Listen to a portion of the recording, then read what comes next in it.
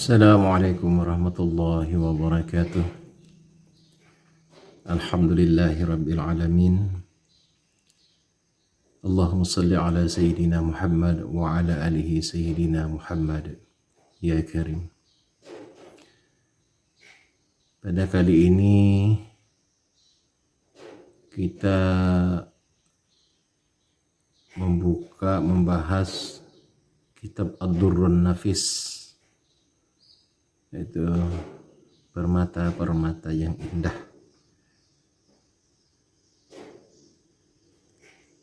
Bab yang pertama yang akan kita sampaikan yaitu menjelaskan tentang hal-hal yang bisa merusak dan menggagalkan seseorang untuk sampai kepada Allah Subhanahu wa taala.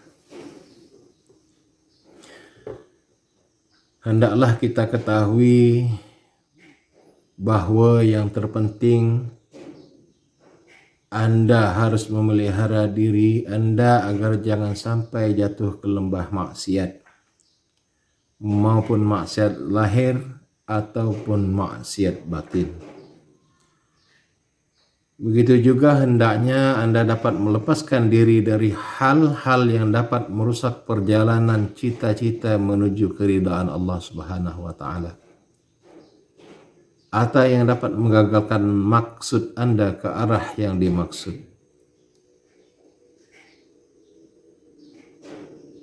Ikhwan fillah, ini muliakan Allah Subhanahu wa taala.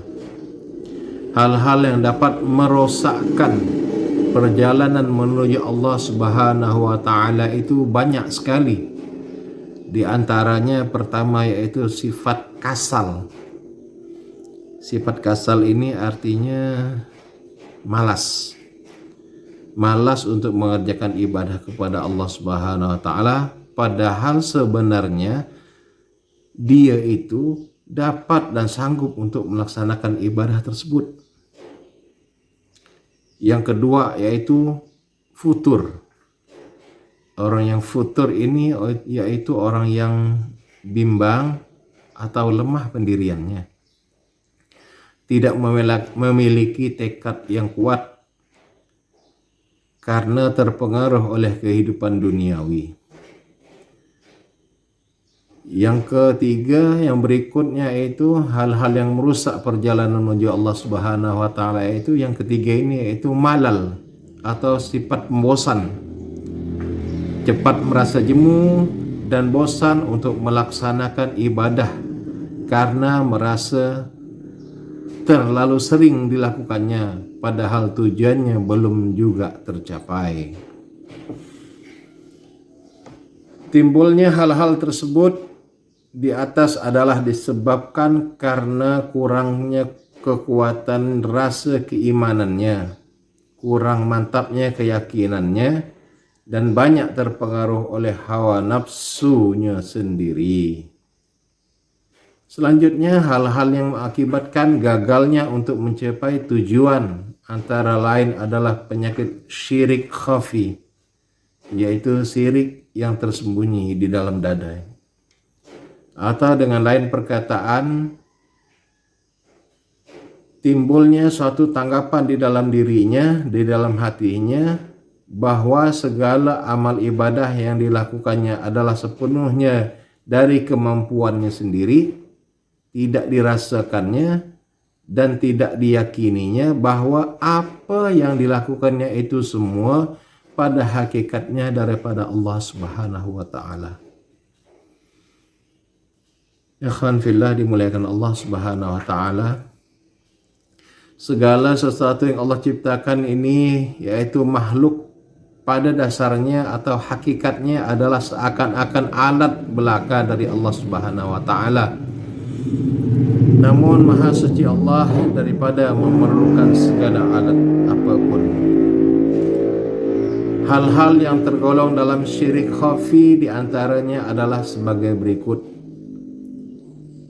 Yang pertama itu yaitu sifat riya, sifat pamer diri, suka mempertontonkan, menampak-nampakkan ibadahnya atau amalnya kepada orang lain, atau ada suatu maksud tertentu yang lain daripada Allah Subhanahu wa taala. Misalnya beramal semata-mata mengharapkan surga, beramal semata-mata mengharapkan pujian orang lain, itu adalah syirik khafi, termasuk dalam syirik khafi, yaitu riya atau pamer diri.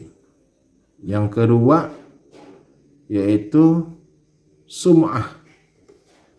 Sum'ah ini mendengar-dengarkan, sengaja mencerita-ceritakan tentang amal ibadahnya kepada orang lain, bahwa dia beramal dengan ikhlas karena Allah Subhanahu wa taala, dengan suatu maksud agar orang lain memberikan pujian dan sanjungan kepadanya. Itu yang pertama, yaitu sifat riya. Yang kedua itu sifat sum'ah, hal-hal yang tergolong dalam syirik khafi. Dan yang ketiga itu sifat ujub, sifat membanggakan diri. Jadi sifat membanggakan diri, rasa hebat sendiri yang timbul dari dalam hatinya karena merasa banyak amal ibadahnya, tidak dia rasakan bahwa semua itu adalah semata-mata karena karunia dan rahmat Allah Subhanahu wa taala kepadanya. Sukutan awwalahu quhu fuma'a ibadah, gugur permulaannya karena terhenti pada ibadahnya semata-mata. Yang keempat yaitu hajibun atau hijab, dinding. Dinding yang dimaksud adalah karena terlena dan kagum atas keindahan amalnya sendiri, sehingga tertahan pandangan hatinya atau syuhudnya ini kepada kekaguman ia semata-mata, atau dengan kata lain terpengaruh kepada keindahan amal ibadahnya sendiri, tidak dirasakannya bahwa semua itu adalah karunia Allah Subhanahu wa taala kepadanya. Oleh karena itu, agar Anda dapat terlepas dari hal-hal atau penyakit-penyakit tersebut, hal mana dapat membahayakan perjalanan Anda, maka tidak ada lain jalan kecuali memantapkan pandangan batin, musyahadah, dan penuh keyakinan bahwa segala apapun yang terjadi pada hakikatnya, pada dasarnya, pada batinnya adalah daripada Allah Subhanahu wa taala, sebagaimana yang akan diuraikan pada bab yang berikut ini. Yang pertama kita bahas itu bab tauhidul af'al, yaitu apa itu tauhid?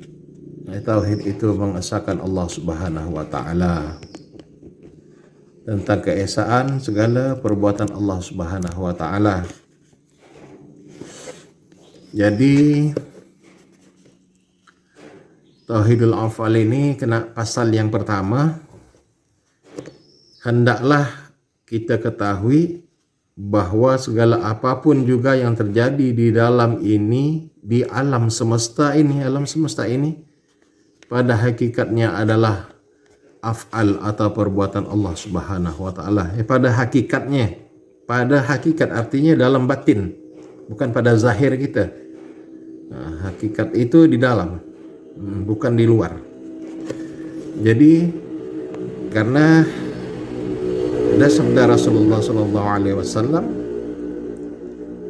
"Arabtu rabbi bi rabbi." Kenalku pada Tuhanku, karena Rabbku jualah yang mengenalkan dirinya kepadaku. Wa zahiru rabbi wal batinu abdi. Zahirnya Allah ada pada batin hamba. Nanti kita kaji tentang batin, tentang dalaman, apa yang dimaksud dengan ruh, apa yang dimaksud dengan batin, yang mana hati, yang mana ruh, yang mana nyawa. InsyaAllah pada bab berikutnya akan kita bahas dalam kitab Ad-Durrun Nafis.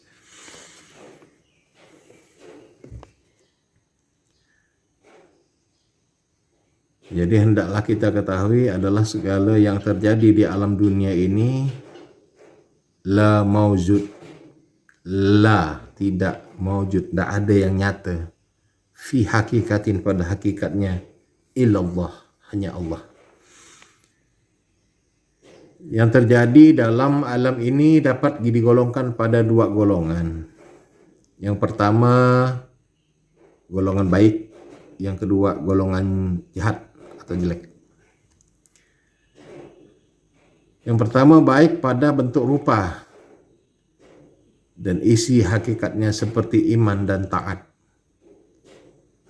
Yang kedua, yaitu jelek pada bentuk, dalam bentuk rupa, namun baik pada pengertian isi atau hakikatnya, seperti kufur dan maksiat. Dikatakan ini jelek pada bentuk karena adanya ketentuan hukum syarak yang mengatakan demikian. Dikatakan baik pada pengertian isi hakikat karena hal ini adalah suatu ketentuan dan perbuatan daripada Allah Subhanahu wa taala yang Maha Baik. Maka kaifiatnya atau caranya untuk melakukan pandangan syuhud dan musyahadah sebagaimana dimaksudkan di atas. Setiap apapun yang disaksikan oleh mata hendaklah ditanggapi oleh hati bahwa semua itu adalah af'al atau perbuatan Allah Subhanahu wa taala. Ingat, setiap apapun yang disaksikan oleh mata zahir hendaklah ditanggapi oleh hati. Hati artinya di dalam. Hakikat arti di dalam. Bahwa semua apa yang terjadi itu adalah af'al atau perbuatan Allah Subhanahu wa taala. Ingat, pada bagian dalam, bukan pada zahir. Pada zahir kita ada syariat. Karena syariat tanpa berhakikat maka sia-sia ilmunya. Tapi apabila orang bertarikat, berhakikat tanpa syariat, maka itu jahil, hancur lebur. Tiada guna ilmu yang dipelajarinya. Nah, kita lanjutkan. Bila ada sementara anggapan tentang ikut sertanya yang lain daripada Allah Subhanahu wa taala di dalam proses kejadian sesuatu, maka hal tersebut tidak lain hanya dalam mengerjakan mazazi atau bayangan, mazaz, bentuk bayangan, bukan menurut pengertian yang hakiki. Jadi contoh misalnya si A bekerja untuk mencari makan atau memberi makanlah untuk anak-anaknya, maka si A ini tergolong dalam pengertian yang lain daripada Allah dan juga dapat dianggap ikut serta dalam proses memberi makan anaknya. Jadi fungsi si A ini tadi dalam keterlibatannya itu hanya mazaz atau bayangan saja, bukan dalam arti yang hakiki, karena menurut pengertian yang hakiki yang memberi makan dan minum pada hakikatnya ialah Allah Subhanahu wa taala, sebagaimana tersebut dalam Al-Quran surah Asy-Syura ayat 79. Dia Allah Subhanahu wa taala yang memberi makan dan minum kepada hambanya.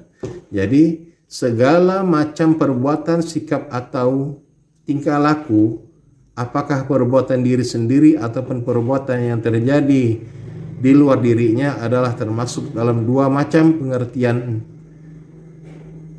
Pengertian pertama dinamakan mubasyarah dan pengertian yang kedua dinamakan tawallud. Kedua macam pengertian ini tidak terpisah satu sama lain. Contohnya ada sebagai berikut. Jadi gerak pulpen tuh di tangan seorang penulis, ini dinamakan mubasyarah atau terpadu. Karena adanya perpaduan dua kemampuan kodrati, yaitu kemampuan kodrat gerak tangan dan kemampuan kodrat gerak pena. Contohnya lagi, gerakan batu yang lepas dari tangan pelempar. Hal ini dinamakan tawallud atau terlahir. Karena lahirnya gerakan batu yang dilempar itu adalah kemampuan kodrati gerak tangan. Namun pada hakikatnya kedua macam pengertian itu, mubasyarah dan tawallud, adalah af'al Allah Subhanahu wa taala didasarkan kepada dalil Al-Qur'anul Karim. A'udzubillahi minasyaitonir rajim. Wallahu khalaqakum wa ma ta'malun. Allah yang menciptakan kamu dan apa yang kamu lakukan. Syekh Sulaiman Al-Zazuli menyebutkan dalam syarah atau penjelasan kitab Dalailul Khairat bahwa apapun juga yang dilakukan oleh hamba, perkataan, tingkah laku, gerak, dan diam, namun itu sudah lebih dahulu kepada ilmunya, qada dan kadarnya atau takdir Allah Subhanahu wa taala. Sebagaimana firman Allah Subhanahu wa taala di dalam Al-Qur'an, "Wa ma ramaita iz ramaita walakinnallaha rama." Tidaklah ada yang melempar, tidaklah Anda yang melempar wahai Muhammad, tetapi Allah lah yang melempar ketika Anda melempar. La haula wala quwata illa billahil aliyil azim. Artinya tidak daya dan kekuatan kita ini melainkan dengan daya dan kekuatan Allah yang maha tinggi dan maha agung.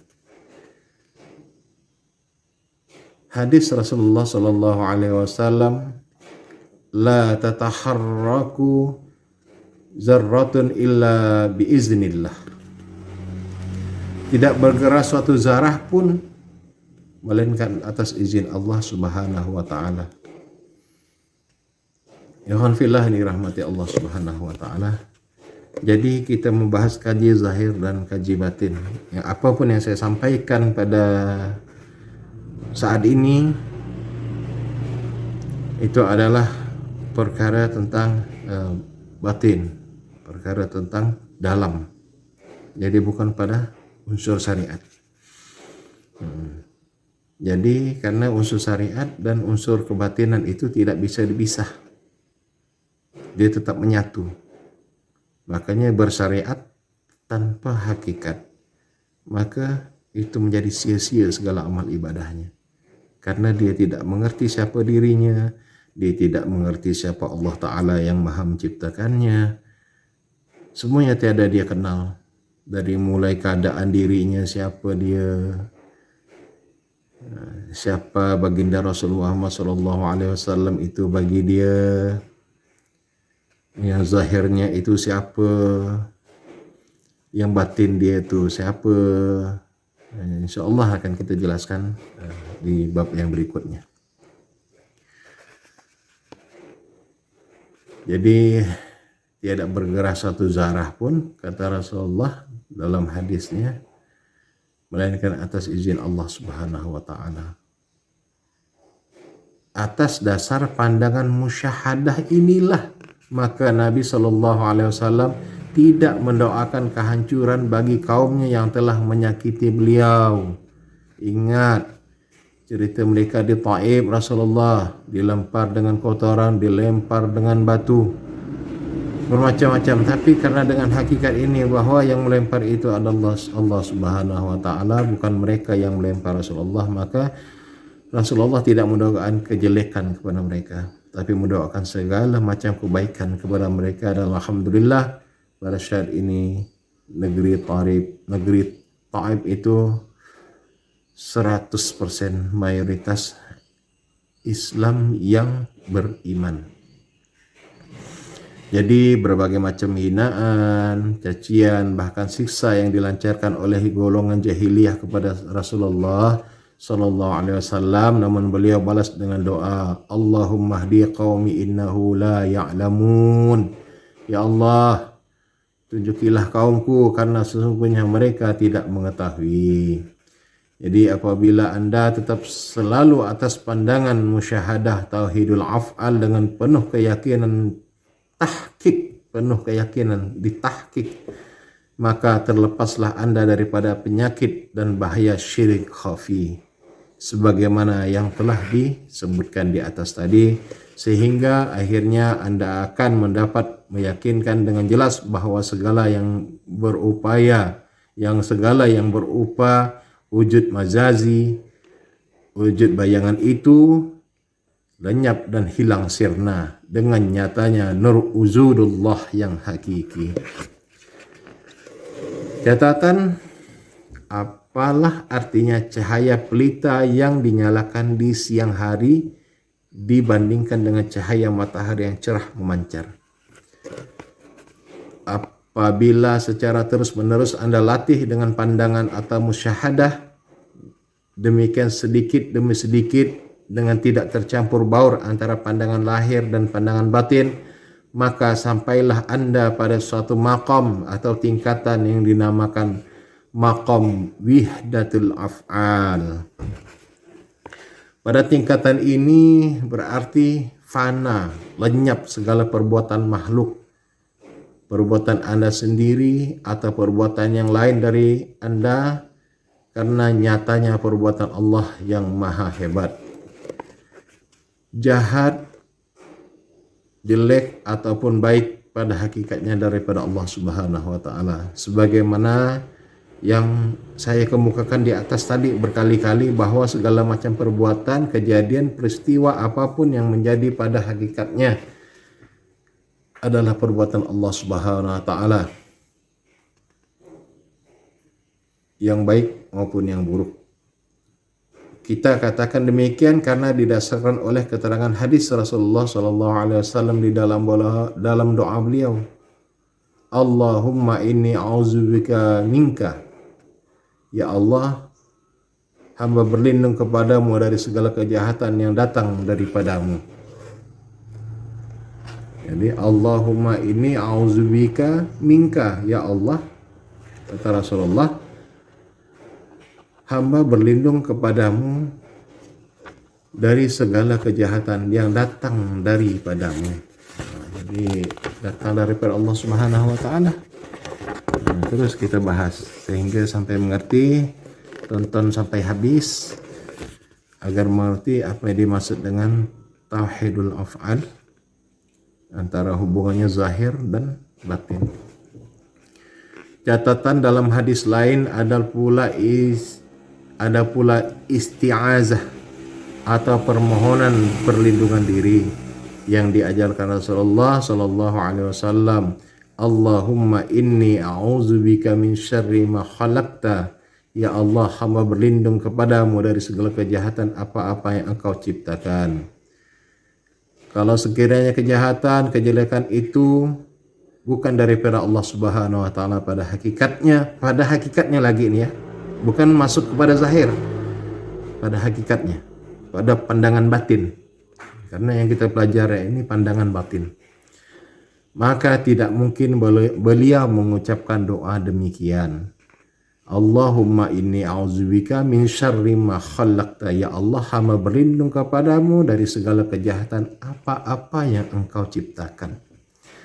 Dan firman Allah Subhanahu wa taala, a'udzubillahi minasyaitonir rajim, kullu min indillah, katakanlah olehmu wahai Muhammad, segala-galanya ada dari sisi Allah Subhanahu wa taala.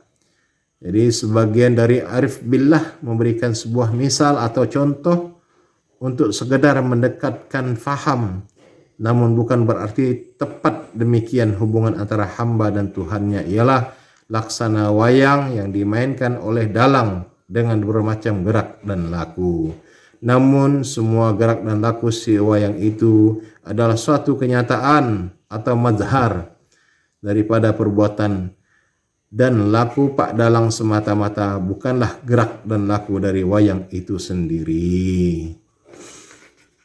Meskipun demikian, bahwa segala macam perbuatan, peristiwa, kejadian dan sebagainya dalam arti hakiki adalah af'al Allah Subhanahu wa taala.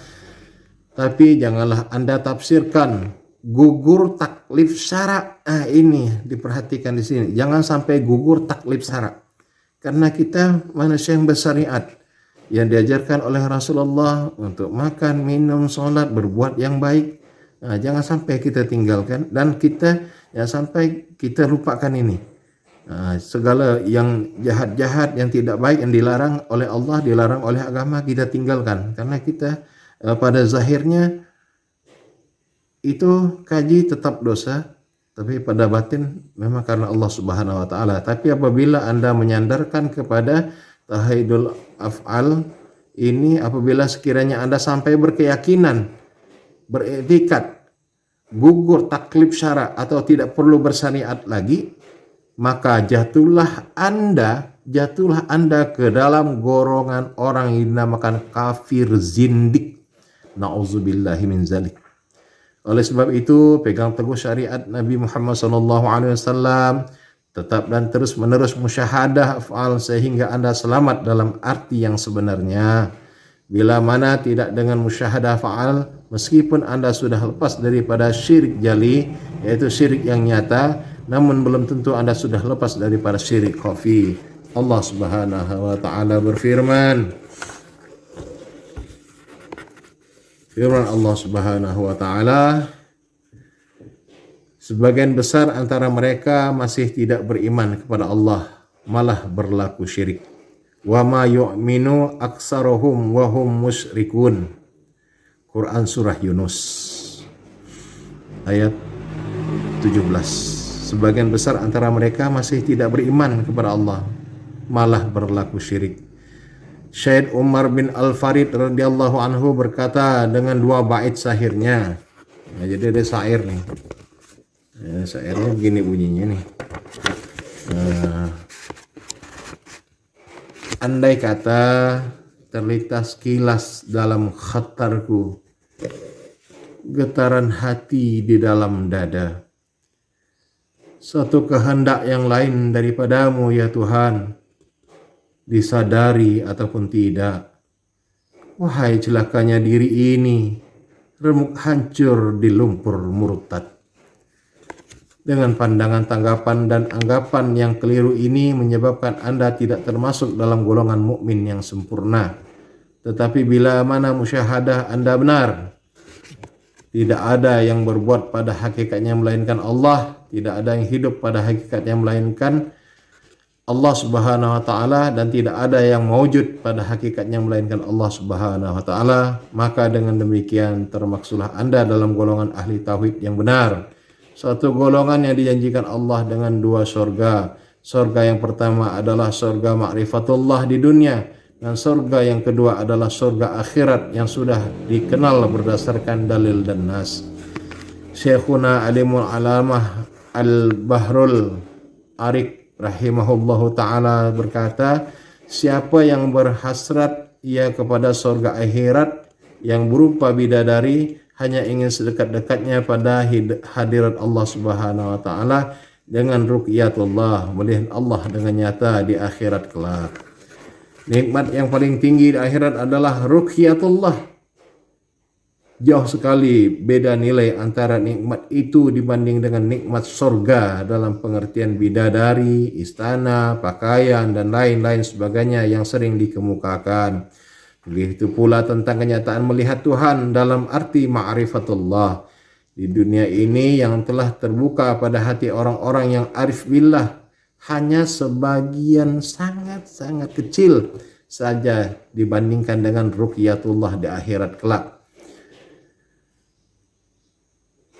Namun mereka akan mendapatkannya karena mereka telah memuliakannya. Hubaya, wahai saudara-saudara, janganlah Anda lupa bermusyahadah wihdatul af'al yang memungkinkan Anda untuk dapat memandang keindahan zat wajibal wujud. Penjelasan penting di bawah nih. Yang filah dirahmati Allah Subhanahu wa taala. Berkata Abdul Wahab Sya'rani qaddasallahu sirahu dalam kitab Jawahirul Wad-Durar, beliau memetik ucapan Syekh Mahyuddin Ibnu Arabi, segala keadaan ini adalah dinding yang dapat mendindingi pandangan pada hak Ta'ala, padahal pada hakikatnya ia juga yang berlaku di balik semua keadaan atau akhwan. Laksana bayang-bayang kayu di dalam air, tidak akan mungkin dapat menahan lewatnya perahu yang didayung ataupun perahu yang tidak berani melewatinya, karena menyangka benar-benar kayu penghalang atau dinding. Hal tersebut tidak lain karena sangkaan belaka bagi mereka yang belum terbuka hijab. sehingga tidak mampu memandang fi'il yang hakiki, pelaku yang sebenarnya, yaitu Allah Subhanahu wa taala. Tentang pengertian af'al hamba menurut pendapat beberapa mazhab. Pertama, dalam mazhab Mu'tazilah. Ini mazhab yang fasik ini. Mazhab ini berpendapat bahwa merupakan i'tikad mereka bahwa segala apapun yang terjadi adalah pada hakikatnya terjadi karena kodrat, daya mampu makhluk itu sendiri, kodrat hamba yang hawadis yang baru. Itu menurut mereka adalah memberi bekas atau menentukan. Mereka tidak mau tahu tentang apa yang kita sebutkan pada hakikatnya daripada Allah. Oleh sebab itu golongan ini termasuk golongan bid'ah, bahkan fasik. Mu'tazilah arti bahasanya ialah orang yang terasing atau terpisah. Pembangunan mazhab ini ialah Wasil bin Atta. Menurut sejarah, Wasil pernah berguru atau belajar dengan Imam Hasan al-Basri radhiyallahu anhu, pembangun golongan Ahlus Sunnah wal Jamaah. Pernah terjadi suatu debat yang seingat antara Imam Hasan Basri dan murid beliau ini, Al-Wasil, telah tentang masalah apakah seorang mukmin yang maksiat bisa masuk surga atau tetap di dalam neraka. Jadi Imam Hasan al-Basri menyatakan bahwa orang tersebut dinamakan mukmin ashi, yaitu mukmin maksiat. Apabila dia tidak mendapat ampunan Tuhan, maka orang tersebut dimasukkan ke dalam neraka jahanam, kemudian diangkat dan dimasukkan ke dalam surga karena adanya iman. Tentang pendapat ini Wasil tidak dapat menerimanya meskipun si guru sudah memberikan keterangan dan dalil-dalil yang kuat. Dengan adanya pertentangan ini, Imam Hasan al-Basri berkata, "Itazalla anna Wasil." Telah berpisah dari kita wahai Wasil. Dari kata itazalla inilah kemudian lahirlah mazhab Mu'tazilah. Pendapat golongan Mu'tazilah mengenai perbuatan hamba yang mereka yakini dengan jelas bertentangan dengan ajaran Al-Quran dalam surah Asy-Syura ayat 78 sampai dengan 82. Quran Asy-Syura 78 sampai 82. Yang maksudnya, Allah yang menciptakan aku dan memberi petunjuk kepadaku. Dia pula yang memberi makan dan minum kepadaku. Bila aku sakit, dia pula yang menyembuhkan aku. Dia yang mematikan aku dan kemudian menghidupkan aku. Dia pula yang kuharap memberi ampunan kepadaku hingga hari pembalasan. Yang kedua yaitu mazhab Jabariyah. Mazhab ini beriktikad bahwa segala macam perbuatan adalah perbuatan Allah sendiri dan mereka tegas pada pendirian demikian. Mereka tidak memandang adanya kenyataan perbuatan Tuhan pada hamba sebagai sandaran. Dengan pendirian demikian, maka mereka tidak dapat mencapai derajat kamal, tingkat kesempurnaan, dan nyata-nyata bertentangan dengan jalan syariat. Catatan Jabariyah menurut arti bahasa ialah paksaan. Maksudnya bahwa manusia ini dipaksa oleh Tuhan untuk berbuat. Mengenai perkataan perbuatan Allah sendiri, misalnya makan artinya Allah makan, kalau si hamba minum artinya Allah minum. Demikian seterusnya. Apabila mengerjakan maksiat tidak perlu meminta ampun, karena itu adalah kehendak Allah dan perbuatan Allah sendiri, maka jelaslah bahwa i'tikad demikian adalah kufur jindik. Jadi tidak bisa diterima dalam mazhab Jabariyah dan mazhab Mu'tazilah ini. Ikhwan fillah yang dirahmati Allah Subhanahu wa taala. Pelopor dan pendiri paham ini yaitu Jaham bin Safwan. Oleh sebab itu paham ini dinamakan dengan paham nama Jahmiyah. Penganjuran yang terkenal yaitu Ju'di bin Saman yang dipelajarinya dari seorang Yahudi bernama Talut bin Asham. Jaham bin Safwan adalah orang yang berasal dari Parisi di Khurasan yang dahulunya adalah seorang Yahudi. Karena kalah dalam satu peperangan, dia ditawarkan oleh pasukan tentara Islam Kemudian dia masuk agama Islam. Beberapa lama kemudian dia diangkat menjadi sekretaris dari Suraih bin Haris. Pada waktu itu ia berkesempatan mengandalkan pahamnya. Karena kesesatan ajarannya ini dia dibunuh oleh Muslim bin Ahwaz al-Majani pada akhir pemerintahan Bani Marwan. Ibnu Abbas radhiyallahu anhu pada waktu menghadapi golongan ini di Syam, beliau berkata, "Wahai orang-orang munafik di zaman lampau dan pengunjung masjid yang fasik, karena kamu melemparkan kejahatan kepada Tuhan, sedang kamu nyata-nyata berbuat jahat." Rasulullah Shallallahu Alaihi Wasallam pernah bersabda, akan datang suatu masa nanti suatu kaum yang melakukan maksiat, kemudian mereka berkata Allah yang menakdirkan demikian. Maksudnya mereka lepas dari tanggung jawab dan Allah sendirilah yang harus menanggung akibatnya. Maka siapa yang menentang kaum ini sama artinya mereka mencabut pedang dalam suatu perang fi sabilillah. Yang ketiga itu mazhab Asy'ariyah. Golongan ini berpendapat dengan berkeyakinan bahwa segala macam perbuatan atau kejadian dan peristiwa pada hakikatnya adalah perbuatan Allah Subhanahu wa taala. Akan tetapi bagi si hamba masih ada yang dinamakan usaha ikhtiar. Namun sebenarnya usaha ikhtiar itu sendiri menurut paham ini tidak memberi bekas, tidak menentukan. Pada usaha ikhtiar inilah ta'alluq hukum syarak, berlakunya hubungan perintah dan larangan. Tetapi Allah jualah yang memberi bekas atau menentukan hasilnya. I'tikad ini dinamakan i'tikad mazhab Asy'ariyah. I'tikad yang demikian ini adalah i'tikad yang makbul, dapat dipegang, dan yang dapat menyelamatkan diri dari bahaya dunia dan akhirat.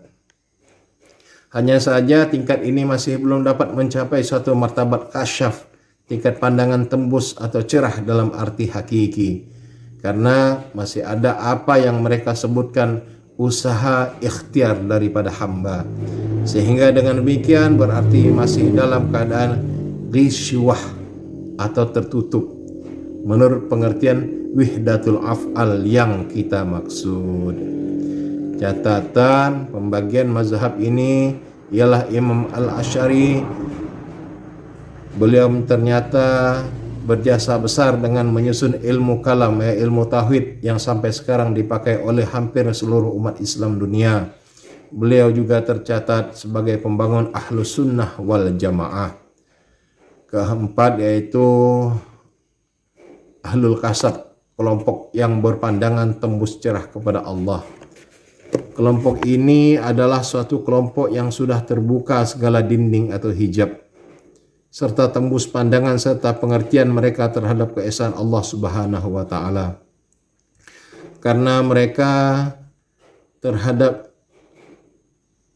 serta tembus pandangan serta pengertian mereka terhadap keesaan Allah Subhanahu wa taala, karena mereka memandang musyahadah bahwa segala macam peristiwa ini pada hakikatnya perbuatan atau af'al Allah yang disandarkan kepada hamba. Misalnya pulpen di tangan seorang penulis, kemudian timbul hurufnya karena goresan pena. Jadi pena tersebut pada hakikatnya tidak mempunyai kemampuan apa-apa untuk membuat huruf. Semua huruf itu adalah dari si penulis pemegang pena. Begitulah sebenarnya apapun juga yang terjadi di dalam alam ini pada hakikatnya perbuatan Allah. Catatan untuk Ahlul Kasab bukanlah suatu golongan tertentu sebagaimana mazhab-mazhab yang lain. Mereka sebenarnya adalah suatu kelompok di dalam lingkungan mazhab Ahlus Sunnah wal Jamaah yang tetap mempertahankan pendirian syariat yang berhakikat dan hakikat yang bersyariat. Hal ini dapat dibuktikan terhadap diri pengarang kitab Ad-Durrun Nafis bahwa beliau tetap bermazhab Syafi'i dan i'tikadnya adalah Asy'ari. Ada sementara orang berpendapat bahwa paham mereka ini termasuk Jabariyah Menurut saya pendapat demikian adalah keliru. Yang jelas perbedaannya dengan Jabariyah ialah dari segi pandangan terhadap hukum-hukum syara. Ahlul Kasab amat menekankan tentang keharusan melaksanakan hukum syariat, melaksanakan perintah, menjauhi segala larangan-larangan Allah Subhanahu wa taala. Atau setidak-tidaknya jangan berkeyakinan bahwa bila mana sudah berhakikat lalu gugur beban syara. Itu sangat salah. Ahlul Kasab adalah kelompok yang benar-benar ingin mencapai tingkat ihsan sebagaimana yang disabdakan oleh Rasulullah sallallahu alaihi wasallam. Al-ihsanu an ta'budullah ka'annaka tarahu fa illam takun tarahu fa innahu yaraka. Insan itu adalah bahwa engkau menyembah Allah seakan-akan engkau melihatnya. Andai kata Anda tidak dapat melihatnya, namun Allah tetap melihat Anda. Begitu pula mereka selalu mempertebal dan meningkatkan rasa cinta kasih serta rindunya kepada Allah Subhanahu wa taala dan Rasulnya. Tekun dalam beribadah, mereka lahir dan batin. Mereka amat menekankan masalah perasaan atau zauq, terutama perasaan dalam bentuk cinta kasih kepada Allah Subhanahu wa taala. Menurut cerita bersambung dari masa ke masa sekitar 150 tahun atau 200 tahun yang lalu, di Kalimantan ada seorang datuk mencapai tingkat aulia yang bernama Datuk Muning. Beliau ini apabila hendak solat kadang-kadang berpantun bersyair terlebih dahulu. Riau-riau padang si bundan, padang si tamu-tamu, aku rindu dengan Tuhan, sebarang tempat kawan bertamu. Pantun ini jelas menggambarkan rasa cinta kasih mendalam. Oleh sebab itu janganlah kita bersalah sangka suuzon terhadap mereka. Yang nyata mereka telah mendapat sinar terang dalam hati dan perasaan, karunia daripada Allah Subhanahu wa taala yang bernilai tinggi, yakni mahabbatun ilallah, cinta kasih kepada Allah. Semoga kita juga mendapat karunia demikian. Alhamdulillahirabbil alamin. Ikhwan fillah yang dirahmati Allah Subhanahu wa taala, mari bersama kita telaah, kita dengarkan diulang-ulang apa yang dimaksud dalam kitab Ad-Durrun Nafis ini, atau permata yang indah. Semoga bermanfaat, nambah khazanah ilmu dunia akhirat kita, diisi kebatinan kita, jadi bermanfaatlah syariat kita. Hanya ini dapat saya sampaikan, kurang lebihnya saya mohon maaf. Bila ada kesalahan mohon diampuni. Wabillahi taufiq wal hidayah wa ridhaka wal inayah. Assalamualaikum warahmatullahi wabarakatuh.